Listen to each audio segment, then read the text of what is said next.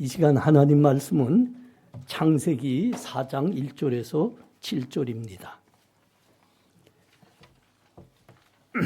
창세기 4장 1절에서 7절, 제 성경으로는 구약 성경 4쪽에 있습니다. 4장 1절에서 7절 제가 봉독합니다. 아담이 그의 아내 하와와 동침하매 하와가 임신하여 가인을 낳고 이르되 내가 여호와로 말미암아 둥남하였다 하니라. 그가 또 가인의 아우 아벨을 낳았는데 아벨은 양치는 자였고 가인은 농사하는 자였더라. 세월이 지난 후에 가인은 땅의 소산으로 제물을 삼아 여호와께 드렸고 아벨은 자기도 양의 첫 새끼와 그 기름으로 드렸더니 여호와께서 아벨과 그의 제물을 받으셨으나 가인과 그의 제물은 받지 아니하신지라. 가인이 몹시 분하여 안색이 변하니 여호와께서 가인에게 이르시되 내가 분하여 함은 어찌 됨이며 안색이 변하면 어찌 됨이냐.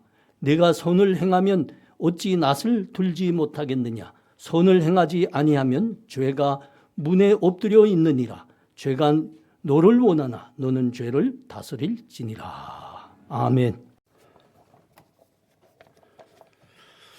여러분이 이미 잘 아시지만 저는 아들만 둘을 키웠습니다. 저 혼자 키운 건 아니고 저희 집사람하고 같이 키웠습니다. 여러분 잘 아시죠?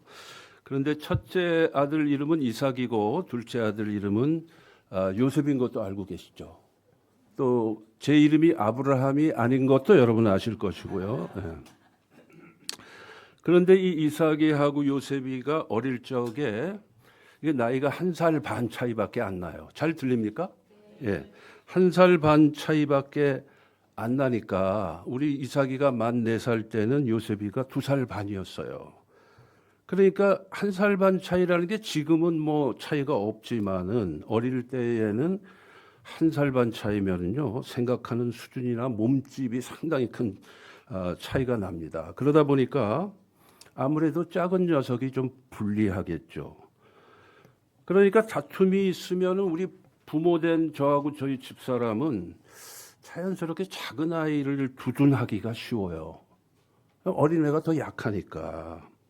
우리 유 목사님 내부는 어떤 경험이 있으실지 모르겠습니다만은 여기 주한이도 앉아 있는 이 마당에 그러다 보면은 큰 아이는 억울해합니다. 물론 그때는 우리 부부도 젊은 나이고 또 아이들을 처음 길러보기 때문에 아직 경험 부족이어서 지혜롭게 대처하지 못한 적이 많이 있었습니다. 그런데 한 번은 우리 애들이 외갓집에 놀러 갔어요. 근데 거기서도 그러니까 외할아버지, 외할머니도 이 큰아이가 작은아이를 때리니까 이 큰아이를 갖다가 꾸짖고 작은아이를 이제 두둔하고 그런 거예요. 그러니까 억울하게 여긴 우리 이삭이가 할아버지, 할머니에게 선언을 했습니다. 할아버지, 할머니는 앞으로 우리 집에 오지 마. 할머니, 할아버지는 요셉이를 더 좋아하니까 앞으로 우리 집에 오면 안 된다는 거예요. 왜? 그 집은 우리 집이니까. 뭐 그런 일도 있고 그랬어요. 물론 이 얘기를 하면서 우리 어른들은 재밌다고 웃을 수 있겠지만 아이들의 입장에서는 억울한 건 억울한 거고 실제로 심각한 일이 될 수가 있습니다. 그래서 자녀를 기르는 부모로서 지혜가 필요한 부분이죠. 자, 오늘 본문 내용에 나오는 가인과 아벨도 어쩌면 비슷한 경우라고 볼 수가 있습니다. 하지만 이 경우 부모의 위치에 있었던 장본인은 인간이 아니고 부족한 인간이 아닌 완전하신 하나님이셨습니다.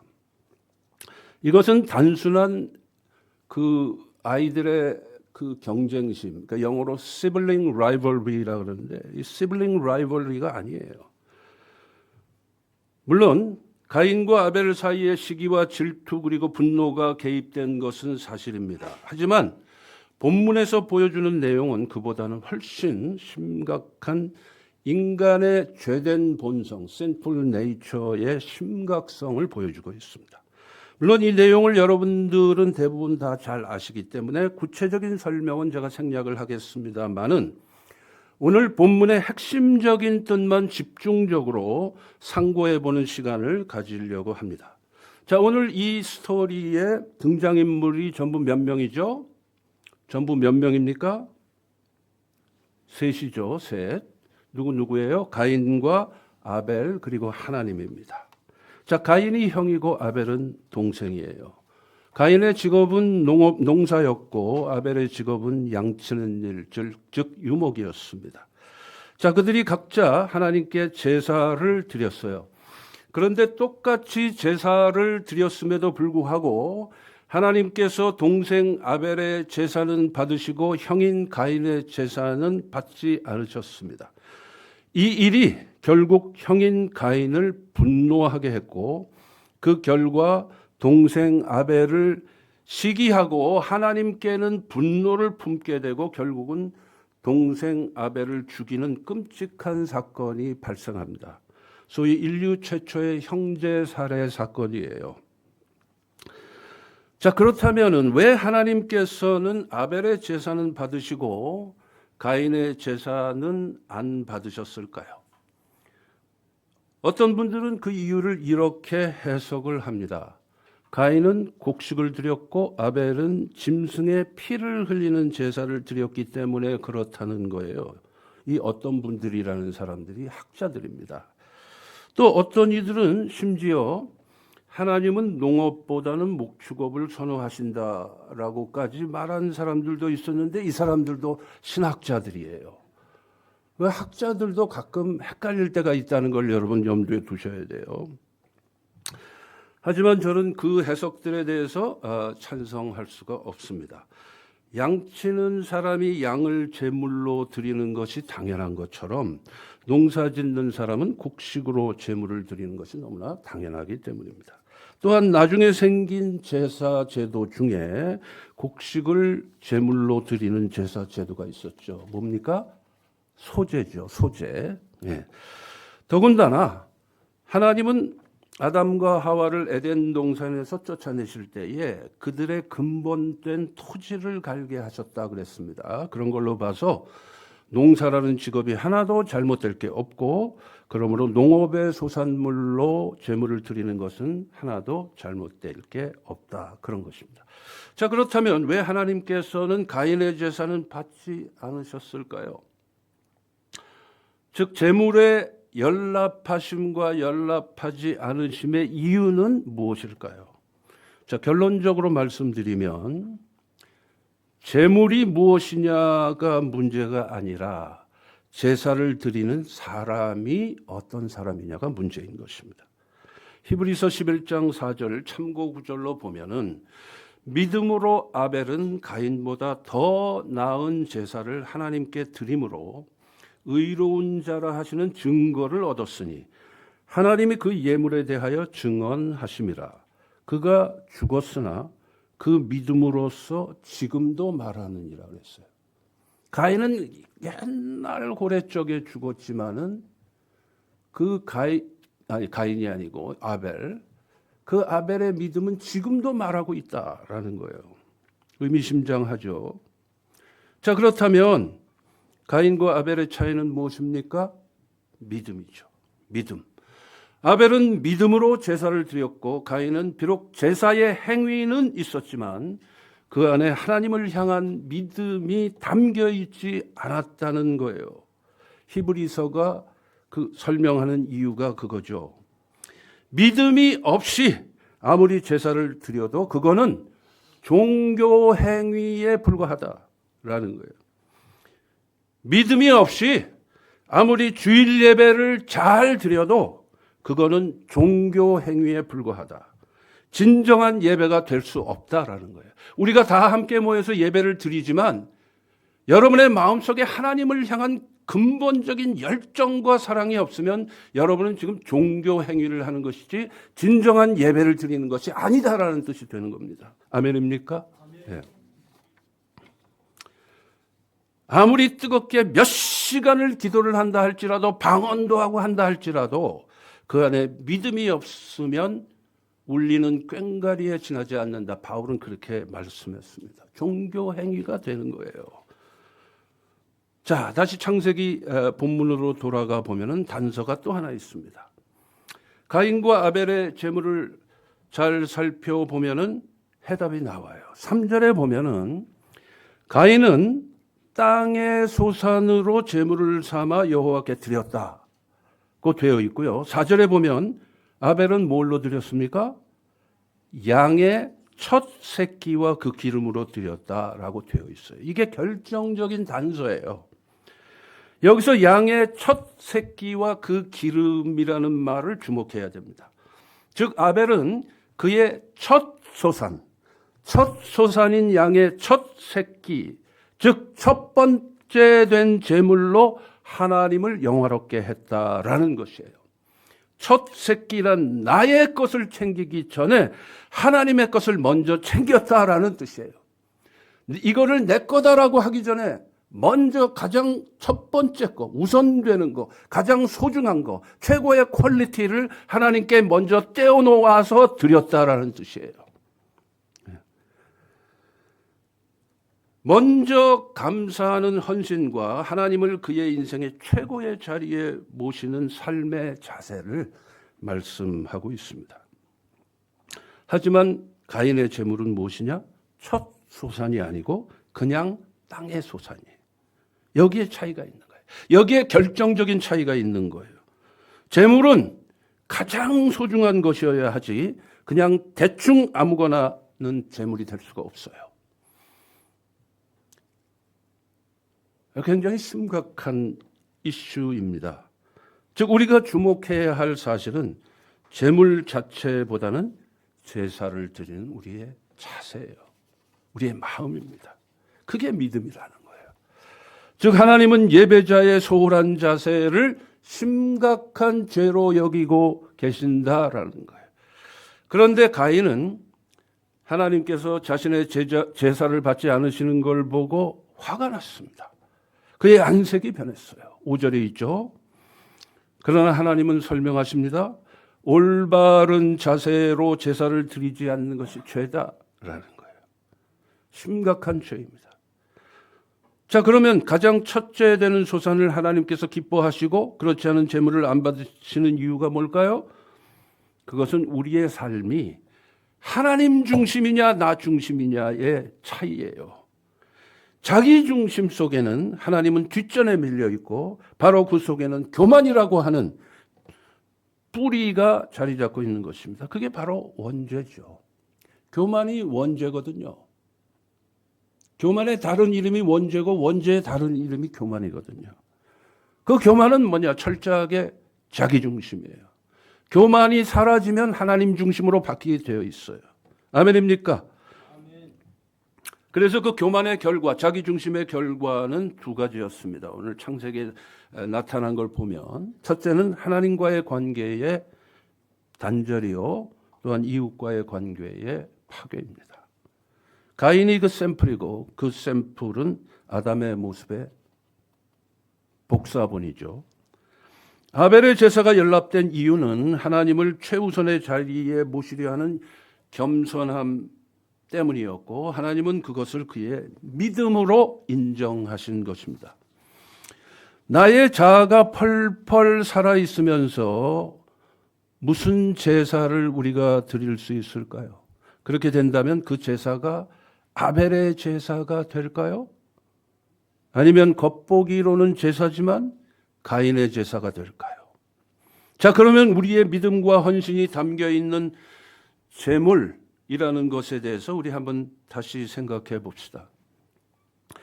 아벨의 제물이 진정한 제물인데 반해서 가인의 제물이 진정한 제물이 될 수 없었던 또 다른 이유가 있습니다. 여러분이 읽으신 이 창세기라고 하는 책이 기록된 때는 모세 때입니다. 모세 때는 지금으로부터 약 3,500년 전. 그때는 이스라엘 민족을 제외한 모든 민족들이 우상 숭배를 하고 있었습니다. 당시 이방인들이 우상 숭배를 할 때에도 제사 제도는 있었어요. 또한 그들에게도 제물은 있었습니다. 그런데 그들의 우상에게 바치는 제물은, 그 제물의 본질은 뭐냐? 엄밀히 말해서 제물이 아니에요. 우상에게 바치는 제물은 제물이 아닙니다. 제물이 아니면 뭘까요? 끝자가 물자인데, 제물이 아니면 뇌물이에요.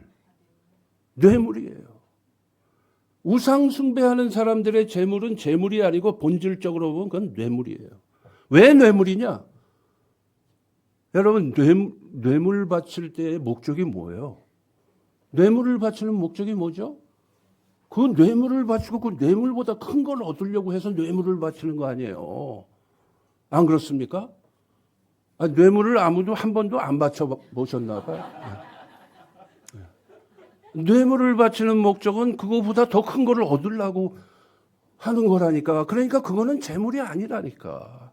여러분이 만약에 하나님 앞에서 헌금을 하는데 하나님 이 헌금 드릴 테니까 저한테 복 주세요. 그럼 그거는 하나님께 드리는 재물이 될 수가 없고 뭐냐? 뇌물이 된다라는 거예요.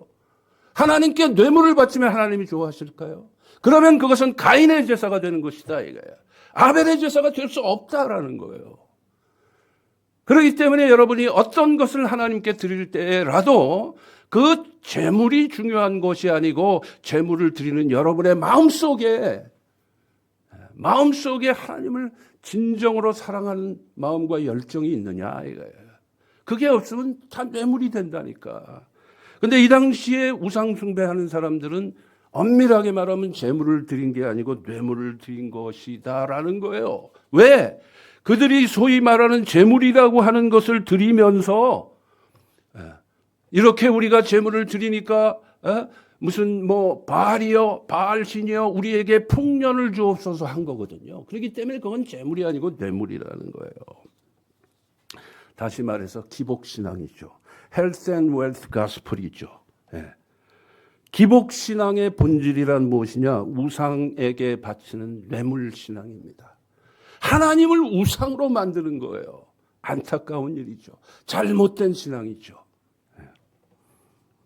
그래서 우리는 뇌물신앙에 머무르면 안 되고 진정한 재물신앙, 아벨의 재물신앙으로 바뀌어야 돼요. 그래야 우리는 비로소 신령과 진정으로 교회에서 또는 개인적으로 또는 가정적으로 하나님 앞에 예배 드릴 수 있게 되는 것입니다. 기복신앙을 바탕으로 한 제사의 중심에는 신이 존재하는 것이 아니고 자기가 존재하는 거예요. 우상 숭배를 하는 것의 본질은 자기가 있는 거예요. 내가 풍년 들고 싶다라는 거예요. 내가 잘 살고 싶다라는 거예요. 근데 하나님을 믿는 신앙은 그렇지 않아요. 하나님 중심의 신앙은 그렇지 않아요. 하나님이 나의 삶의 전부를 책임져 주신다. 왜? 나의 인생 전체가 하나님 것이므로 라는 그런 자세인 거죠. 그러니까 근본적으로 출발점이 다른 거예요. 오직 나를 지으시고 지금까지를 나를 인도해 주신 하나님께 감사와 감격의 마음만이 있고 그 하나님을 지극히 사랑하고 경외하는 마음의 진정한 표현이 제사의 행위로 나타나는 거거든요. 예배의 행위로 나타나는 거거든요. 그것이 진정한 제물이 되는 것입니다. 자, 4절 하반절부터 제가 다시 읽습니다. 여호와께서 아벨과 그 제물은 받으셨으나 가인과 그 제물은 받지 아니하신지라. 자, 바로 이 부분을 우리가 주목해 봐야 됩니다. 그냥 아벨의 제물을 받으신 것이 아니라 뭐라 그랬습니까? 아벨과 그의 제물을 받으셨다 그랬어요. 그냥 가인의 제물을 안 받으신 것이 아니고 가인과 그의 제물을 안 받으셨다 그랬어요. 무슨 뜻입니까?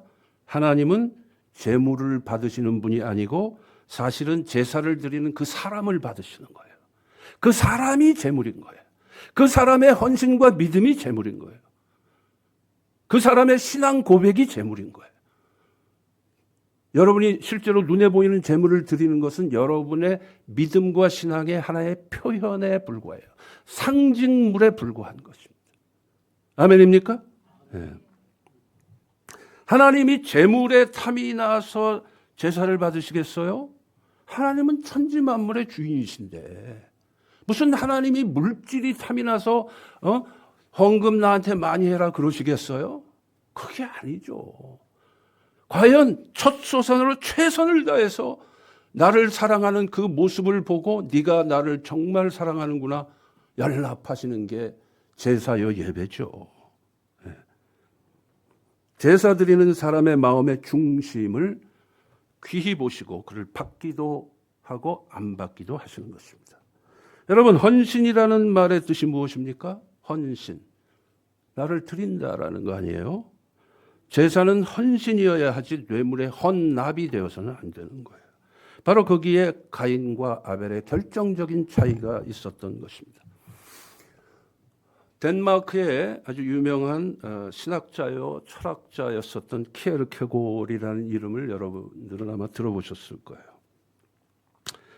이 키에르케고르요 청년 학자 시절에 아브라함이 가장 소중하게 여겼던 이삭, 그 이삭을 모리아 제단에 바치는 걸 보고 충격을 받습니다. 그 말씀을 묵상하다가 이 키에르케고르이 충격을 받아요.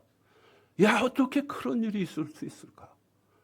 아브라함은 자기 자신보다도 소중한 그 이삭, 100세에 얻은 아들 적자 이삭을 하나님의 명령에 따라서 모리아 제단에 바치게 되는데 그 말씀을 묵상하다가 키에르케고르이 충격을 받으면서 고민에 빠지기 시작합니다. 야, 아브라함은 그런 믿음을, 그런 하나님을 향한 사랑을, 헌신을 하나님 앞에서 보여드렸는데 내가 만약에 아브라함의 입장이라면 나는 어떻게 할 수 있을까? 나는 그런 믿음을 하나님 앞에서 보일 수 있을까? 그런 고민에 빠지게 돼요. 그래가지고 고민하면서 자신에게 질문을 던집니다. 나에게 있어서 가장 소중한 것은 무엇일까? 그리고 그것을 나는 과연 하나님 앞에 바칠 수 있을까? 고민을 하다가 가만히 보니까 이 키에르케고르에게 있어서 가장 소중한 게 뭐냐면요. 자신의 약혼녀 레기네 올센이었어요. 레기네, 이름이 레기네인데 레기네 올센인데요. 덴마크 말로 데이니시로 레기네라고 이 여성을 약혼녀를 레기네라고 안 부르고요. 레기나라고 불렀어요. 끝에 발음을 살짝 바꿨어. 그 레기나가 뭐냐? 퀸이라는 뜻이야. 여왕이라는 뜻이야. 이 약혼녀 레기네를 얼마나 사랑했으면 마이 퀸, 나의 여왕이다. 그렇게 여왕처럼 모셨어요. 그 레기나가 캐나다에 가면은 그 레기나라는 이름을 가진 도시가 있는데 물론 영어로는 레기나라고 읽지 않고 리자이나라고 읽어요. 캐나다의 도시 중에 하나는 리자이나. 그것도 퀸이라는 뜻이에요. 뭐 같은 말이니까. 그래서 이 레기네 올센을 얼마나 사랑했는지 키에르케고르이 레기나라고 불렀다니까 만날 때마다. 나의 여왕이라고 그렇게 불렀다니까. 그래 이 키에르케고르이 막 이 말씀을 묵상하다가 아브라함의 이삭은 결국 나에게는 이 레기네가 아닐까. 그런 결론에 도달을 하고 그렇다면 나는 과연 이 소중한 레기네를 하나님 앞에 바칠 수 있을까? 고민에 빠져요. 고민하다가 헷가닥해버려요.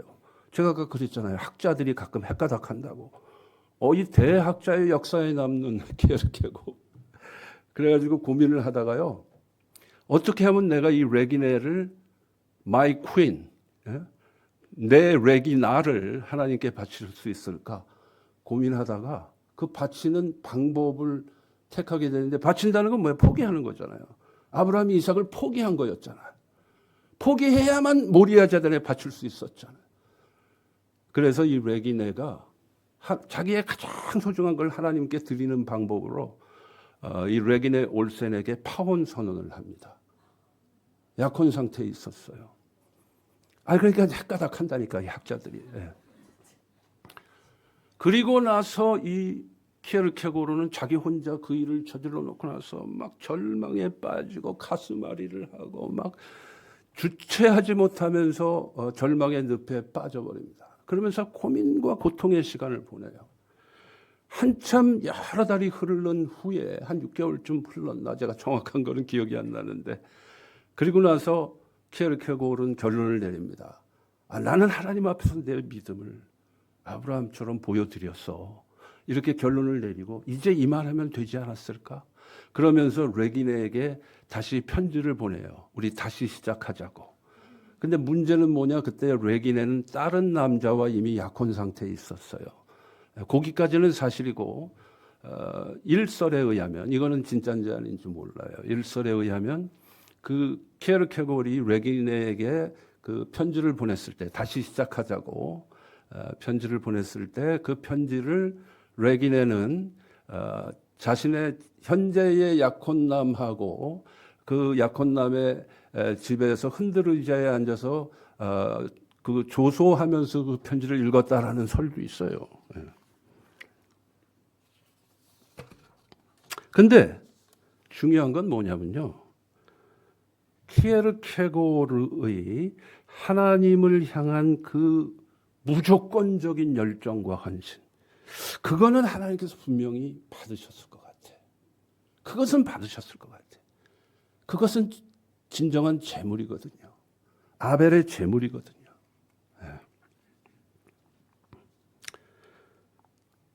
뭐 비슷하진 않지만 한 가지 예화를 여러분들과 나누고 설교를 마치려고 그래요. 제가 뉴욕 뉴저지에서 살 때 존경하는 목사님이 있었는데 조 목사님이신데 이분이 청년 시절 한국에서 총신대학을 나오신 분이에요. 저보다는 뭐 연세가 거의 이제 부모님 뻘 되시는 그런 목사님이신데 작년에 소천하셨어요. 90몇 세로. 근데 그 목사님에 관한 얘기예요. 이 목사님이 총신대학을 다닐 때 서울에서 시골에서 올라와 갖고 부모님들이 소 팔고 논 팔고 그래 갖고 이제 그 당시에 유학을 시키잖아요. 근데 그 형 되는 분하고 이제 서울에서 자취 생활을 하면서 두 분 다 이제 아주 독실한 신앙인이었기 때문에 자취를 하면서 형하고 어느 날 얘기를 했어요. 우리가 하나님 앞에서 정말 우리 자신을 헌신하는 길이 무엇일까? 키에르케고르라고 이제 비슷한 거죠.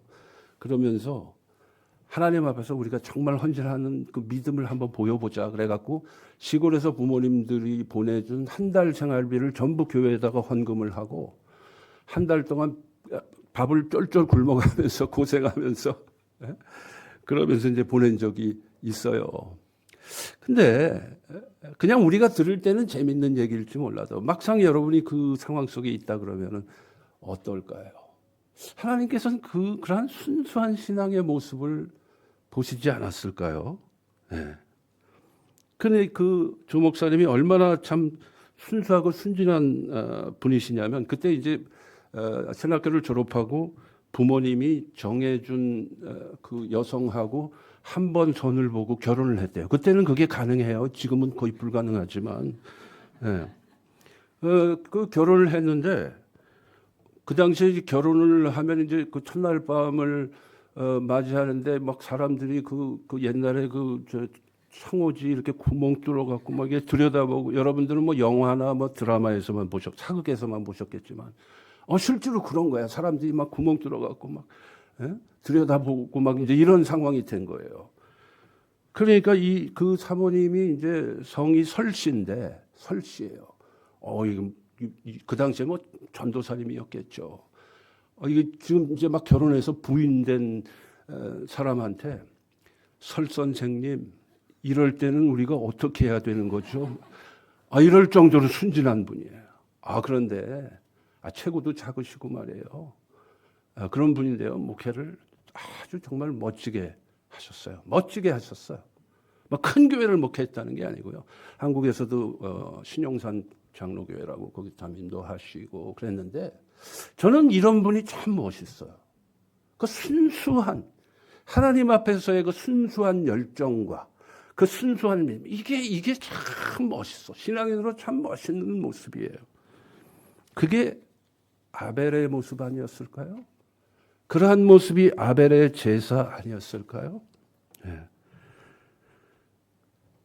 가만히 보세요. 이제 말씀을 마칩니다. 가인이 아벨과의 관계가 헝클어져서 아벨을 죽인 게 아닙니다. 하나님과의 관계에 금이가 있어서 그 결과 아벨과의 관계도 깨진 거예요. 아벨 쪽에서 깬 게 아니죠. 일방적으로 가인이 자기 동생 아벨을 미워했던 거죠. 그러므로 제사는, 예배는 우리의 가장 기본적인 관계인 하나님과의 관계의 회복이에요. 그게 되면 사람들과의 관계도 다 회복됩니다. 아멘? 말씀을 마칩니다. 여러분, 인류의 역사 속에서 가장 제사다운 제사, 그 제사는 예수님이 십자가상에서 드리신 제사입니다. 하지만 정작 예수님이 십자가 제단에 피를 뿌리는 제사를 드릴 때에 그의 사랑하는 제자들은 뿔뿔이 흩어졌고 결국 그들의 제사는 그저 부평초 같은 종교인의 편에서 드린 제사가 되고 맙니다. 하지만 주님은 참 제사의 표본을 십자가에서 보여주셨습니다. 로마서 12장 1절 우리가 잘 아는 말씀. 그러므로 형제들아 내가 하나님의 모든 자비하심으로 너희를 권하노니 너희 몸을 하나님이 기뻐하시는 거룩한 산 제물로 산 제사로 드리라. 이는 너희가 드릴 영적 예배니라. 그랬어요. 하나님이 기뻐하시는 거룩한 산 제사가 뭐냐? 여러분의 인생 전체라는 거예요. 참 제사 참 예배는 우리 몸을 즉 우리의 인생을 하나님께 헌신하는 것입니다. 그것만이 하나님이 기뻐하시는 제물이요 제사가 되는 것입니다. 여러분은 지금 그리스도의 제자가 되어 자기 십자가를 지고 주님과 함께 아벨의 제사를 드리고 있습니까? 여러분은 지금 어느 편에 서 계십니까? 가인의 제사입니까? 아니면 아벨의 제사입니까? 이 설교자가 여러분에게 드리는 질문이면서 여러분이 스스로에게 던져야 할 질문입니다. 기도하시겠습니다. 하나님 아버지, 오늘 하나님의 말씀을 우리의 심령의 귀에 들려주시고 마음판에 새겨주신 것 감사합니다. 우리의 인생 전체를 들여다보면서 과연 나는 어느 편에 서 있는가? 가인의 편인가 아벨의 편인가? 뇌물신앙인가 재물신앙인가? 총체적으로 새롭게 점검해보는 우리 한 사람 한 사람 되게 하여 주옵소서. 우리 주님 예수님의 이름으로 기도하옵나이다. 아멘.